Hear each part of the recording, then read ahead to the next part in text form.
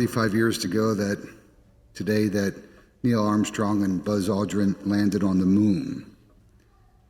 And I am just old enough to remember watching that on our little black and white TV. You know, it was a pretty amazing moment as you watch them place the flag on the moon. And since that time, the development of technology has been extremely rapid, and we've almost come to just expect it. And the changes within the last 45 years, and many of them because of the information that the astronauts brought back from outer space to us, have really helped us to improve the quality of our lives and simplify so much of our lives. And we're to the point where we have such great confidence in our ability to overcome whatever problem presents itself. Just think how we started out with 8 tracks in the car to cassettes, finally to CDs, and now just to satellite music. All this great progress that we can overcome whatever problem presents itself. Except that when we look around the world, we see much of the same horrors, much of the same evils that have existed since the beginning of time. In other words, the weeds are still growing just as strongly as the wheat. And we could scratch our heads and ask, why can't we solve these problems? Well, I think we're smart enough to know that there's no utopia around the corner. To deal with the problems takes a lot of effort and a lot of work and a lot of imagination and a whole lot of prayer. But still, we're hoping. We look at that same technology that has made our lives so much simpler, so much more convenient, is also used for evil purposes. And so we see the same technology that helps propel rockets into space, the same technology that was used to shoot down a passenger airliner this past week at 30,000 feet in the air and destroy 298 or 3 innocent human lives. So we know that the weeds are quite strong. That whole problem of evil still haunts us. How does an all-loving God permit such suffering, particularly suffering of innocence, despite our efforts to weed out the weeds? We're still stuck with them. I think this parable from the 13th chapter of Matthew's Gospel helps give an answer to that. Not a complete answer, but it's one that at least helps us to come to understand why things are the way they are. And so, in essence, the parable is telling us the weeds and the wheat are growing together. So that is to be expected. Certainly to be expected in the world. When we look out, we see all the problems, all the evil that besets the world that good people try to fight against. But this parable is really more about what's inside the community, the Christian community, what's inside the church. Because we also look inside the church and we see the weeds growing very strongly as well. We see the corruption that oftentimes marks the church. We see the awful acts of people who claim to be followers of Jesus Christ. And so one characteristic of the church, Jesus is telling us, is that there will be this mixture, this intertwining of saints and sinners. And that in many ways should give us hope.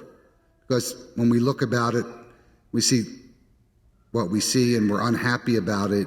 We should just remember these words. Jesus told us it would be thus until the very end, when he separates the wheat from the weeds. And so don't be surprised, don't be overwhelmed.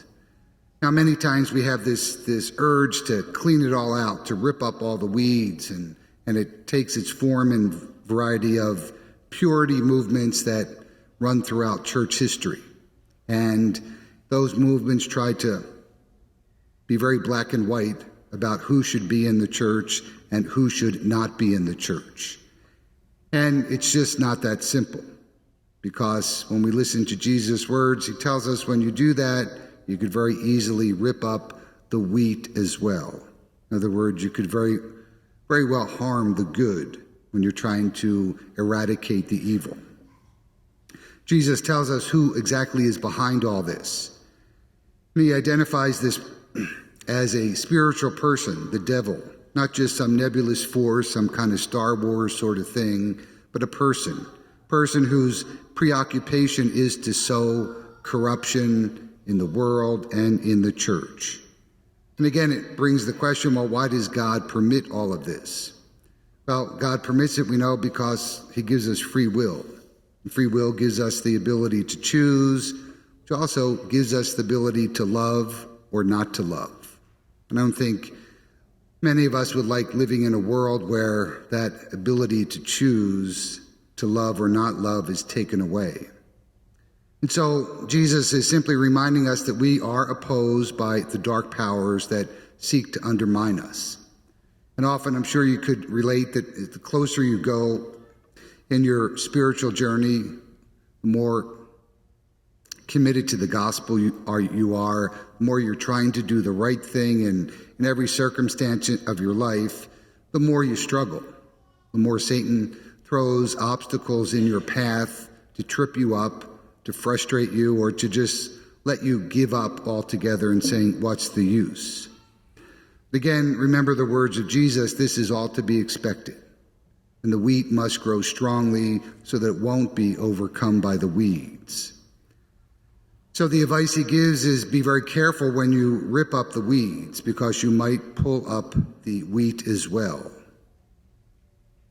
You know, evil and good never really just present themselves in very stark ways. They're usually mixed together, and it's hard to know which is which at times, and it's hard to know what to do about it. You could think of it as a tumor that grows on a vital organ. And a surgeon will know that to remove that tumor is very difficult, and he must do it very carefully, else he will destroy the vital organ. And sometimes that can take a very long time and a great effort. And so it is with trying to eradicate the evil in our midst. We have to be careful of how we go about doing that. We have to be very patient as we try to do it. And so when you see evil, we should realize that it's just parasitic. It feeds off of the good. But we can't allow ourselves to be compromised either. Jesus is trying to show us that with good and evil, the two necessarily grow together in this world. By doing so, they provide a contrast and a platform for the good to really show itself. So think about it. Think of someone like St. Maximilian Kolbe, who was killed in a concentration camp in World War II.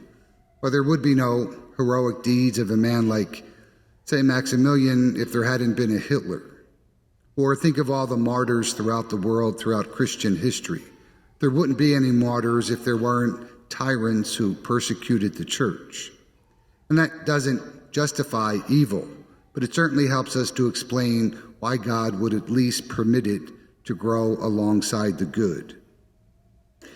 In many ways, as Jesus tries to point out in this parable, the more the weeds and the wheat live together, the stronger the chance for the wheat to become.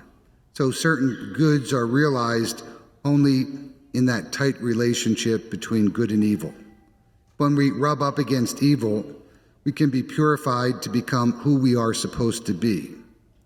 So I think the message Jesus is giving to us is that there is good that comes from this struggle. And so he tells the disciples, allow the weeds and the wheat to grow together.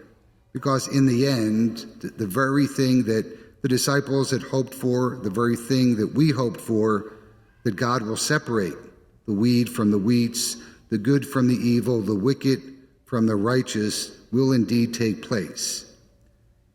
For now, we have to make sure that we are clearly identified so that when that harvest time comes, Jesus will clearly distinguish us as saints from the sinners.